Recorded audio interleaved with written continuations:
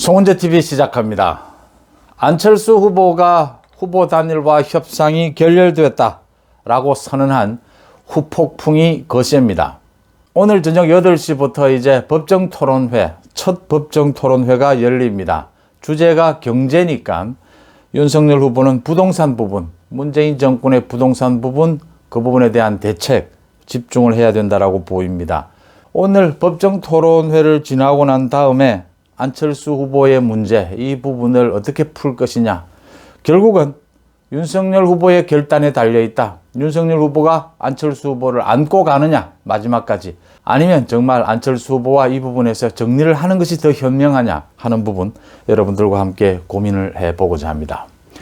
먼저 송은재TV 아직 구독자가 아니신 분들은 구독, 좋아요 눌러주시면 저한테는 큰 힘이 된다는 말씀 드립니다.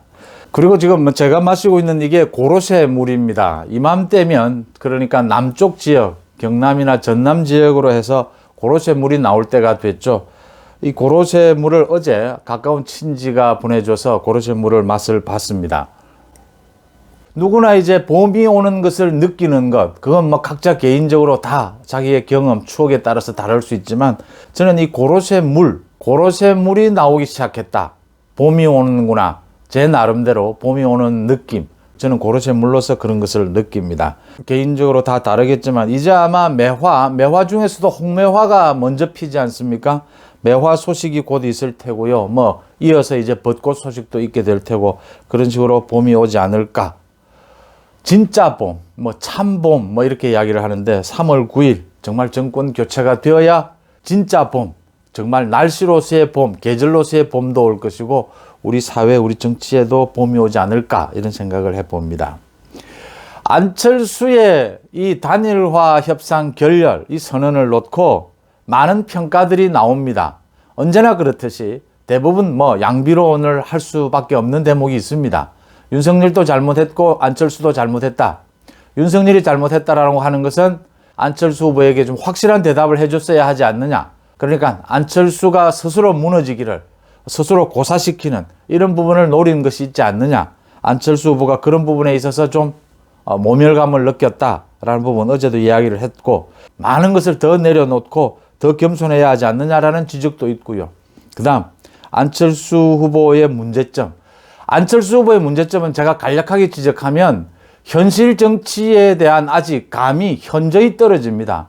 그 다음 정치적 표현 능력, 정치적 메시지 능력도 상당히 낮은 수준입니다. 아직은. 그 다음 전체적으로 정치를 이끌어가는 정치적 상상력도 떨어집니다. 지금 이 말씀을 하다 보면 안철수 후보는 정치를 해서는 안 되지 않느냐라는 말씀을 하시게 될 겁니다. 정치를 한 지 10년이 됐는데 왜 아직도 안철수 후보는 이 정도일까라는 부분입니다.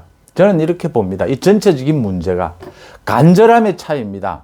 우리 정치권에 뭐 여야 가릴 것 없이요. 특히 보수 쪽이 조금 더 심한 편입니다. 이 사회적으로 성공한 사람들, 각 분야별로 성공한 사람들이 여의도를 찾고 정치를 찾습니다.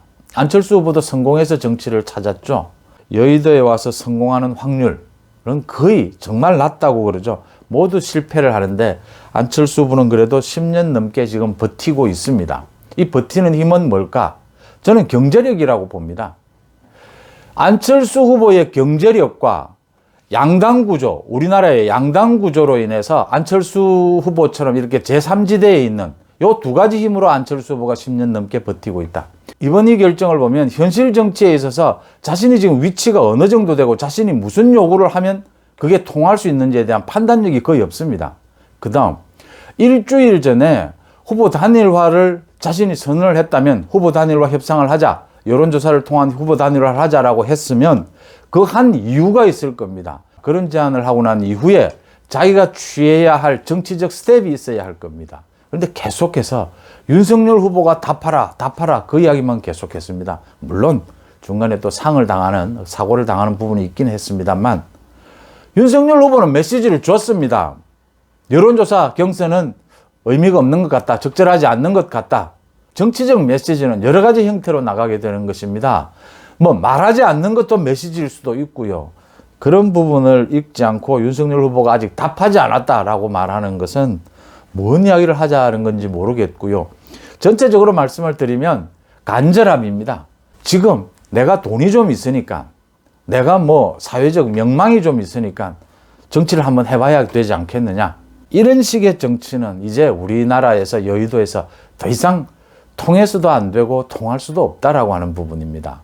누구의 책임이 더 있느냐라는 분석, 그 다음 이 문제를 해결하는 데 있어서 이 해결책이 뭐냐라는 것을 생각한다면 어느 쪽의 책임을 더 돌려야 되는지가 분명해집니다. 안철수의 책임이 80에서 90입니다. 안철수가 투정을 부리는 형태가 되는 이유가 자신의 정치적 현실, 그러니까 자신의 지지율이 15% 이상 치솟았을 때 그때 제안을 했다면 또 좀 달라졌을지 모릅니다. 그런 것들이 정치적 타이밍입니다. 지금 7%, 8%의 지지율을 가지고 이렇게 계속해서 윤석열 후보가 답을 하지 않는다. 윤석열 후보는 답을 줬습니다. 지금 많은 이야기가 나오고 있습니다. 어제 오전에도 윤석열 후보가 통화를 했지 않습니까? 윤석열 후보가 만나자라고 한 겁니다. 안철수 후보의 결단은 뭐여야 합니까? 만나야 하는 겁니다. 7%, 8%의 지지율을 가지고 지금 윤석열 후보에게 여론조사를 하자라고 제안을 계속 고집을 하면 대화가 안 되는 겁니다. 안철수 후보는 순수성을 말합니다. 진정성을 이야기합니다. 나쁘지 않습니다. 근데 정치 현실에서는 권력 의지가 있습니다. 윤석열 후보에게도 윤석열 후보를 지지하는 지지가 있고요. 국민들의. 그 지지를 권력으로 이어내야 될 윤석열의 책임과 의무가 있는 겁니다. 안철수 후보가 원한다고 해서 그래 여론조사 합시다. 이럴 수 있는 게 아니지 않습니까? 대화도 하지만 견제도 하고 언제나 정치 현실은 그런 것이죠. 그렇게 해서 권력을 쟁취해 가는 것이지 않습니까? 그게 책임 있는 자세죠.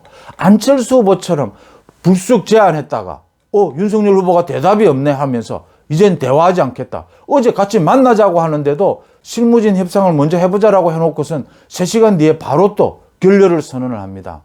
이러니까 책임감 있는 행동이라고 할 수가 없는 거죠. 투정을 부린다라고 밖에는 이야기할 수가 없는 겁니다. 문제는 가장 중요한 것은 앞으로 그럼 어떻게 해야 되느냐.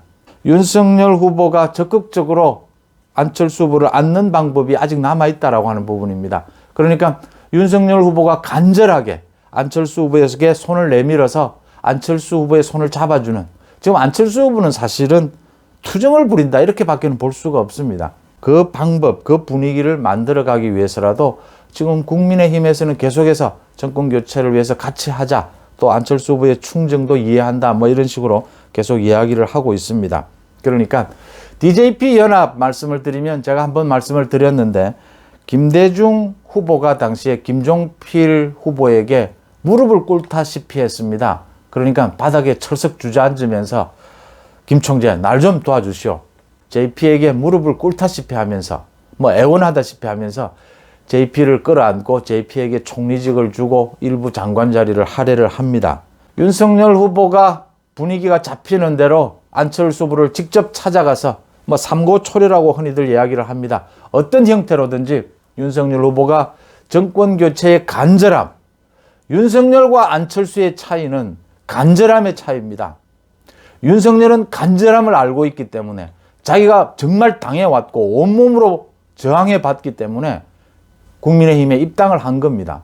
죽을 줄 알면서도 국민의힘에 입당을 해서 후보직을 쟁취해내는 겁니다. 그 간절함, 권력 의지입니다.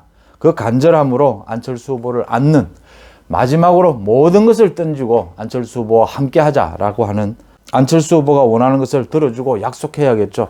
그렇게 안철수 후보를 안고 마지막에 그것마저 되지 않는다면 이제는 유권자들이, 야권 지지층들이, 정권 교체를 바라는 국민들이 판단을 내릴 수밖에 없습니다.